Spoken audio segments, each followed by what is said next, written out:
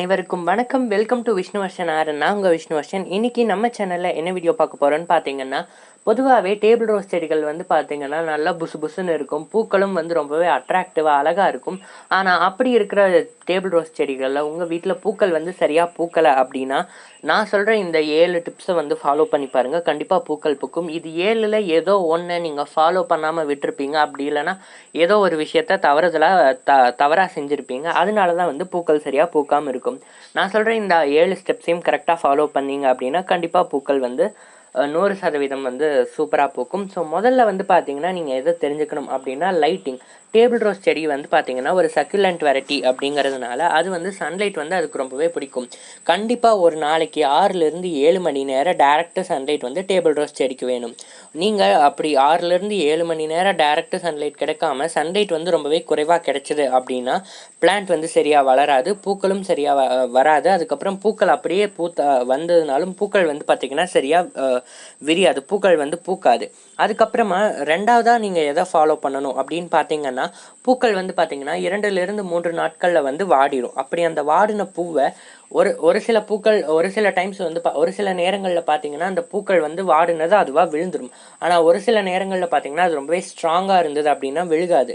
அப்படி விழுகாமல் இருக்கிறத நீங்கள் பார்த்தீங்கன்னா உடனே வந்து அந்த பூக்களை வந்து நீங்களாக எடுத்து கீழே போட்டுருங்க. அப்படி வாடின பூக்கள் நீங்கள் எடுக்காமல் அப்படியே விட்டுட்டிங்கன்னா அந்த பூ வந்து பார்த்தீங்கன்னா அழுகி அது அப்படியே செடியினுடைய தண்டையும் வந்து பாதித்து செடி சாகிறதுக்கான வாய்ப்புகள் இருக்குது. அதே மாதிரி நம்ம அந்த பூக்களை வாடின பூக்களை எடுக்கும்போது தான் அந்த இடத்துல புதுசாக விதை வைக்கிறதுக்கான அந்த சீடு பாடு வந்து வரும். அதே மாதிரி நிறையா சீட் பாடும் வந்துடுச்சு அப்படின்னா வந்து செடியில் வந்து பூக்கள் பூக்கிறது குறைவாயிடும். அதுக்கு தான் 3வது ஸ்டெப் என்னன்னு பார்த்தீங்கன்னா ப்ரூனிங் பண்ணணும். சீட் பாடு வந்து நிறையா வந்துடும். இப்போ நம்ம பூக்கள் எல்லாத்தையும் வாடின பூவெல்லாம் எடுத்துகிட்டே இருப்போம் பூக்கள் நிறையா பூக்கணும்னு. அந்த சேம் டைம் வந்து பார்த்தீங்கன்னா சீட் பாட் நிறையா வச்சு சீட் நிறையா வச்சிருச்சுன்னா பூக்கள் பூக்கிறது குறைவாயிடும். அப்போ ப்ரூனிங் பண்ணணும். ப்ரூனிங்கிறது என்னன்னு பார்த்தீங்கன்னா ஒன்றுமே இல்லை, ஜஸ்ட்டு செடியை வந்து ஒரு சின்ன ஒரு அவுட்டர் லேயரை வந்து கட் பண்ணி விடுறதுக்கு பேர் தான் ப்ரூனிங். சாஃப்ட் ப்ரூனிங்னு சொல்லுவாங்க. அதாவது 2 மாதத்துக்கு ஒரு தடவை சாஃப்ட் ப்ரூனிங் பண்ணணும். சாஃப்ட் ப்ரூனிங் அப்படிங்கிறது என்னன்னு பார்த்தீங்கன்னா சிறிய அளவில் செடியினுடைய அந்த அவுட்டர் லேயரை வந்து கட் பண்ணி விடுறது. அவுட்டர் லேயராக இருக்கட்டும் இன்னர் லேயராக இருக்கட்டும் செடி வந்து அப்படியே மேலாப்பில் பொசுன்னு மேலாப்பில் கட் பண்ணி விடுறத வந்து சாஃப்ட் ப்ரூனிங் அப்படின்னு சொல்லுவாங்க. 2 மாதத்துக்கு ஒரு தடவை சாஃப்ட் ப்ரூனிங் பண்ணி விடுறது மூலமாக தான் அந்த தண்டுகள் எல்லாம் வந்து புதுசாக வளரும். அப்போ தான் வந்து திருப்பி பூக்கள் வந்து ஃப்ரெஷ்ஷாக பூத்து இது நல்லா வரும். அதுக்கு அடுத்தது வந்து பார்த்திங்கன்னா ஹார்ட் ப்ரூனிங். ஹார்ட் ப்ரூனிங்கிறது மொத்தமாக மொட்டையடிச்சு விட்டுறது. அது வந்து பார்த்திங்கன்னா வருஷத்துக்கு 2 தடவை பண்ணணும். இது பற்றின வீடியோக்கள் நான் ஏற்கனவே வந்து நம்ம சேனலில் போட்டிருக்கேன். உங்களுக்கு வேணும்னா செக் பண்ணி பாருங்கள். அதுக்கு அடுத்தது வந்து பார்த்தீங்கன்னா ப்ரூனிங் பண்ணதுக்கப்புறமா கண்டிப்பாக நீங்கள் பின்பற்ற வேண்டிய ஒரு விஷயம் என்ன அப்படின்னு பார்த்தீங்கன்னா ப்ரூனிங் பண்ணதுக்கப்புறம் கண்டிப்பாக நைட்ரஜன் அதுக்கப்புறமா பொட்டாசியம் ரிச் ஃபெர்டிலைசரை செடிக்கு கொடுக்கறத மறந்துடாதீங்க. அது ஒரு 5 நாளைக்கு கொடுத்தா போதும். அதே மாதிரி டேபிள் ரோஸ் செடிக்கு லிக்விட் ஃபெர்டிலைசர்னால் ரொம்ப பிடிக்கும். அதுக்கப்புறம் தோசை மாவு இருக்குது இல்லைங்களா, தோசை மாவு ஃபெர்டிலைசரும் டேபிள் ரோஜா செடிக்கு ரொம்ப பிடிக்கும். இந்த தோசை மாவு ஃபெர்டிலைசர் போடுறது மூலமாக பார்த்தீங்கன்னா டேபிள் ரோஜா செடிகள் பூக்கள் நிறையா பூக்கும், பூக்களின் கலர் நிறம் அதிகரிக்கும், பூக்கள் வந்து நல்லா என்ன சொல்கிறது லீஃப் பார்த்தீங்கன்னா ரொம்ப மெலிசாக இருக்கும். அதெல்லாம் இல்லாமல் கொஞ்சம் நல்லா டார்க்காக திக்காக அதோட டென்ஸ் லெவல் முதற்கொண்டு இன்க்ரீஸ் ஆகும். அதுக்கு அடுத்தது 4வதாக நம்ம என்ன ஃபாலோ பண்ணணும் அப்படின்னு பார்த்தீங்கன்னா வாட்டரிங். நான் முன்னாடியே சொன்ன மாதிரி டேபிள் ரோஸ் செடி வந்து ஒரு சக்குலண்ட் வெரைட்டி அப்படிங்கிறதுனால அது அதனுடைய இலைகள்லையும் தண்டுகள்லையும் தண்ணீரை வந்து சேகரித்து வச்சுக்கும். அதனால டேபிள் ரோஜா செடிக்கு பெருசாக தண்ணீர் வந்து தேவை கிடையாது. நீங்கள் தண்ணீர் வந்து ஜாஸ்தியாக விட்டீங்க அப்படின்னா தான் டேபிள் ரோஜா செடிகள் இருக்கிறதுக்கு வாய்ப்பு இருக்குது. டேபிள் ரோஜா செடிகளுக்கு கோடை காலத்தில் மட்டும் தினமும் தண்ணீர் விட்டால் போதும். நம்ம இப்போ மான்சூன் ரெய்னி சீசன் அதிலெல்லாம் பார்த்தீங்கன்னா 2 நாட்களுக்கு ஒரு முறையோ 3 நாட்களுக்கு ஒரு முறையோ விட்டுறலாம். ஏன் மான்சூன் சீசனில் 3 நாட்களுக்கு ஒரு முறை தண்ணீர் விட்டால் போதும் அப்படின்னு சொல்கிறேன்னு பார்த்தீங்கன்னா மான்சூன் சீசனில் பொதுவாகவே ஒரு குளிர்ந்த சூழ்நிலை நிலவும். அப்படி குளிர்ந்த சூழ்நிலை நிலவும் போது அந்த காற்றில் இருக்க ஈரப்பதத்தை டேபிள் ரோஜா செடி வந்து உறிஞ்சிக்கும். அதனால அதுக்கு தண்ணீர் வந்து தேவைப்படாது. 5வதாக ஃபாலோ பண்ணுறது என்னன்னு பார்த்தீங்கன்னா வீடு கண்ட்ரோல், அதாவது களை எடுக்கணும். செடிகளில் பூத்தொட்டிகளில் பார்த்தீங்கன்னா தேவையில்லாத செடிகள் எல்லாமே வளர்ந்துருக்கும்.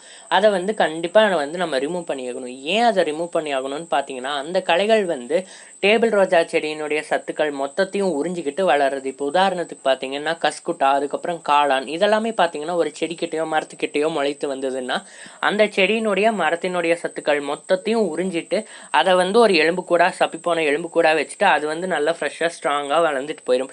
அதே மாதிரி தான் வந்து செடிகளில் வரக்கூடிய இந்த சின்ன சின்ன டேபிள் ரோஜா செடி தொட்டியில் வர சின்ன சின்ன இந்த தேவையில்லாத செடிகளும் பண்ணும். அதை எல்லாத்தையும் கண்டிப்பாக வந்து நம்ம ரிமூவ் பண்ணி விடணும். அது எல்லாத்தையும் ரிமூவ் பண்ணாமல் விட்டுட்டோன்னா அது செடியை சாகடிக்கிறதுக்கான வாய்ப்புகளும் இருக்குது. ஏன்னா செடியில் இருக்க மொத்த சத்தையும் அது நல்லா ஸ்ட்ரா போட்டு உறிஞ்சிடும். அப்படி உரியும் போது செடியில் சத்து இல்லாமல் செடி வந்து பார்த்திங்கன்னா சொங்கி போன மாதிரி ஆகி செடி இறந்துடும்.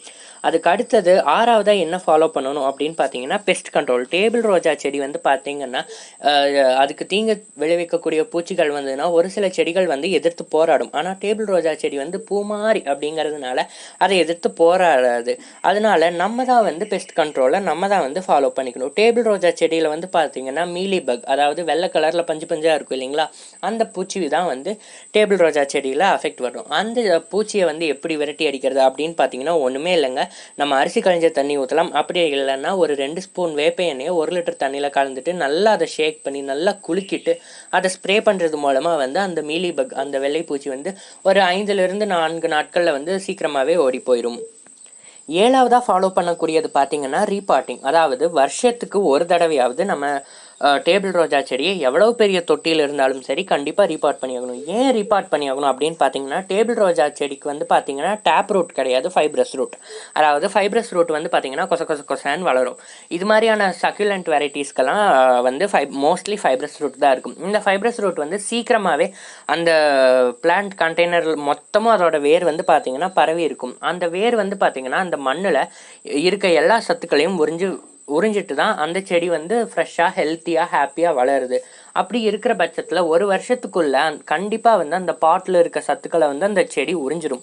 அப்படி உறிஞ்சு அந்த செடி வளரும்போது ஒரு வருஷத்துக்கு அப்புறமா சத்தே இல்லாத மண்ணில் இருக்கிறதுக்கு அந்த செடி இருந்தால் என்ன இல்லைன்னா என்ன அப்படிங்கிற மாதிரி தான். அதனால வருஷத்துக்கு ஒரு தடவை கண்டிப்பாக நம்ம செடியை ரிப்போர்ட் பண்ணி ஆகணும். என்னதான் நம்ம எக்ஸ்ட்ரா ஃபெர்டிலைசர் ஊற்றினாலும் அந்த அந்த மண்ணினுடைய ஆரோக்கியத்தன்மை குறைஞ்சதுன்னா அது குறைஞ்சது தான். நம்மளால் அதை வேறு ஃபெர்டிலைசர் சேர்த்து வந்து அதற்கும் இதுக்கும் வந்து சமன்படுத்த முடியாது. ஒரு மண்ணோட ஃபெர்டிலைசர் அளவும் நம்ம போடுற ஃபெர்டிலைசர் அளவும் ஈக்குவல் ஆகாது. அதனால வருஷத்துக்கு ஒரு தடவை கண்டிப்பாக டேபிள் ரோஜா செடியை நம்ம ரீபாட் பண்ணணும். இந்த 7 ஸ்டெப்பையும் நீங்கள் கரெக்டாக ஃபாலோ பண்ணிங்க அப்படின்னா கண்டிப்பாக உங்கள் டேபிள் ரோஜா செடிகளில் பூக்கள் வந்து பார்த்திங்கன்னா கொத்து கொத்தாக பூக்கும். அது எந்த விதமான ஆச்சரியமும் கிடையாது.